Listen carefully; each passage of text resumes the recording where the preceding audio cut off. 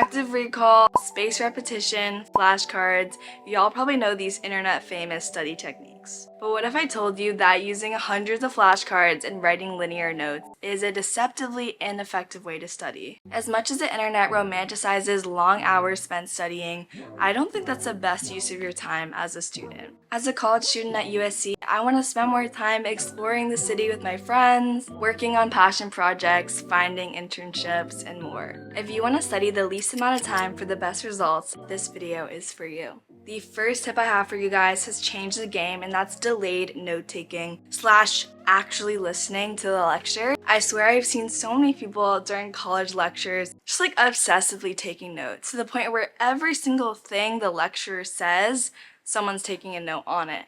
And it can feel deceptively productive to be taking notes on everything that your professor says. But when you're so focused on literally transcribing a lecture, you reduce your actual deep, comprehensive understanding, processing process. A lot of people think that by writing down information, they're going to be able to understand it better.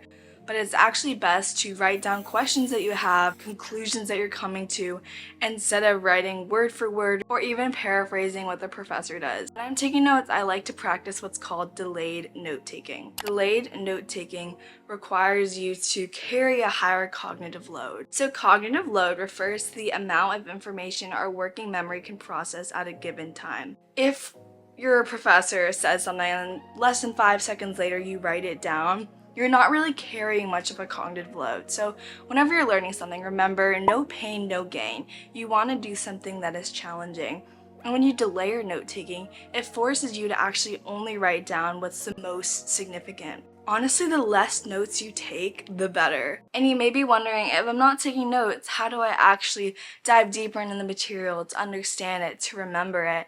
And that's where I get into this second tip. Practice answering high-level questions. This tip is specifically concerning humanities, classes that require you to think about topics instead of maybe quantitative courses like math. Let me give you guys an example of how I applied asking myself high-level questions to a recent history midterm that I studied for. So keep in mind, for this history class, I did not religiously show up to the lectures, I'll just say that. This midterm was going to be structured in essay prompts. So we needed to respond to an essay prompt, pulling from our knowledge from readings from the class, from lecture notes, but instead of just writing down these detailed linear notes from the lectures, the readings, and the slide decks.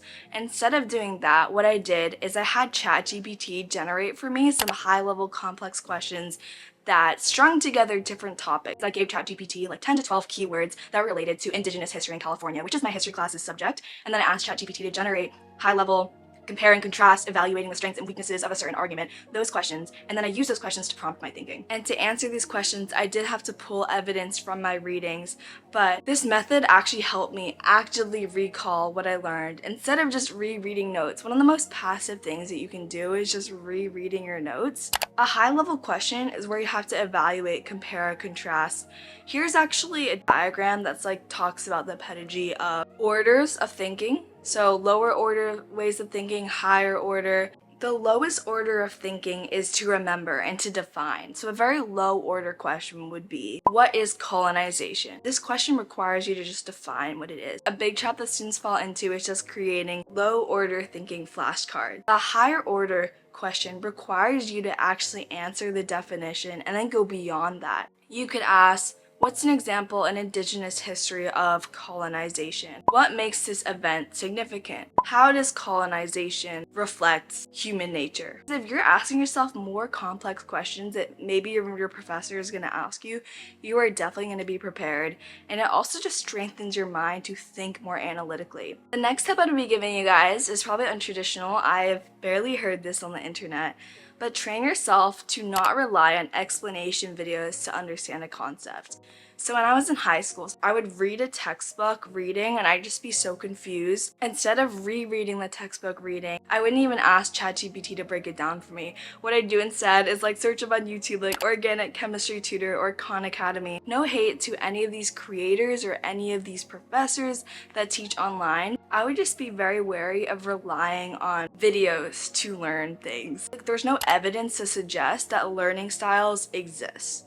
So a lot of people are like, oh, I'm an auditory learner. I learn best by seeing things. I learn best by reading things. There is no scientific evidence to back that up. I think that when you get too reliant on watching videos to explain things to you, you just stop understanding textbooks. Okay, to be completely honest, I could pull more evidence about this and I'll try to find any piece of article. Honestly, y'all, I would just definitely recommend watching Justin Sung. Bro, I don't want this to sound mean. I would just say, like, let's say I read a textbook chapter and I just don't comprehend it. If I've read the textbook, I don't understand it, I've just given up and watched a YouTube video, like, am I always gonna resort to that? Like, is that a good habit to keep? Whereas, if I decided to stick to that textbook reading or ask ChatGPT some more questions to clarify it for me, I'm training myself to become a better reader. And I think that's just more of a practical skill in the world. Like, I don't know, if I was to work as an investment banker and I wanted to learn more about how the markets are doing, I want to be able to just read a Wall Street Journal article instead of watching a newsreel about it. I think that's something that's super lost in our generation, especially as Gen Z or even Gen Alpha if you're watching this, is we're so reliant on visuals and audio to understand information, which can be a super helpful aid. And right now you're watching a YouTube video as I'm talking about study techniques. I totally believe in long form content. Next, for quantitative courses, do practice problems and explain your steps to the problems either to friends or yourself. For quantitative courses, a lot of the times, what you're learning is very procedural. And similar to what I referred to earlier in this video about low order thinking and a high order thinking, I recommend doing high order thinking problems. Let's say you're in a physics class. A higher order thinking problem would probably have multiple parts, maybe parts A to D, and they're connecting multiple topics together. These are typically the hardest problems that I literally hated in high school. When you're learning a new topic in math, a lower order thinking problem is typically what you learn on day one. So you don't really want to practice these problems, right? Because if you do a higher order thinking problem, you're going to have to use your lower order skills. You're going to have to use a formula that you learned on day one, but you're applying in a whole new scenario that requires you to pull knowledge from multiple different topics in different days. And I think another way to really deeply understand how you solve the problem is to explain it either to yourself or others, ideally out loud, or you can even type up an explanation of your problem. Something I struggled with in high school. Sometimes, let's say your teacher gives you 4 word problems that are all structured the same, and you master how to solve this word problem. But let's say on the test, she changes like one variable. Now you're just like thrown off guard. So I think something really valuable that comes with explaining the problem to yourself and others is that you grow a very deep understanding of that.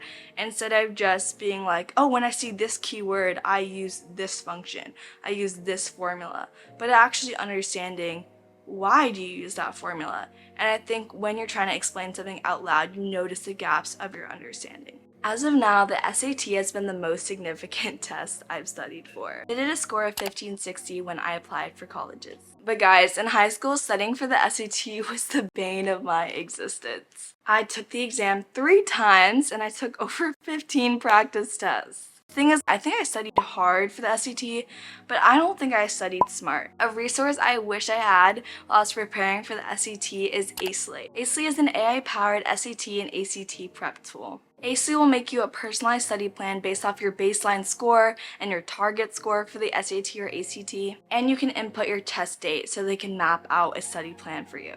They'll give you practice questions, practice tests, and missed questions review sessions every week leading up to your exam. Also, the digital SAT is adaptive, which means that the questions that are given to you are based off of your responses to previous questions. And Acely has what's called a performance dashboard where they reveal to you your biggest strengths and weaknesses on the test, which can allow you to pinpoint areas that you're weak on. Personally, when I'm studying for subjects, I try to put the most effort into the subjects I'm the least good at.